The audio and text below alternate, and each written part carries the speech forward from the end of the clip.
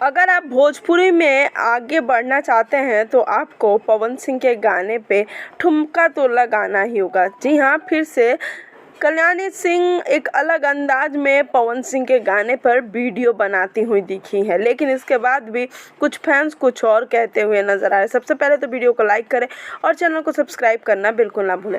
वैसे आज तक कभी भी कल्याणी सिंह ने पवन सिंह के साथ काम नहीं किया है और उनके खिलाफ ही बोला है, लेकिन वो 2 या 3 ऐसे वीडियोस पवन सिंह के गाने पे बना दिए हैं जिस पे 10 मिलियन से ऊपर व्यूज़ चले गए हैं। अब सोशल मीडिया में लोग ये कहते हुए नजर आ रहे हैं कि कल्याणी सिंह कहीं ना कहीं पवन सिंह के साथ काम करना चाहती हैं। आपको ये याद होंगी कि खेसारी लाल जी का एक गाना आया था कि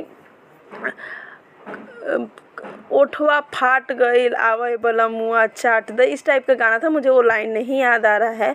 उसी के बाद ये फेमस हुई थी, उसके बाद अभी को गायब हो गई हैं और ये चाहती हैं कि पवन सिंह जी के साथ काम करें, लेकिन देखते हैं कि पवन सिंह के साथ इनका कोई गाना आता है या नहीं।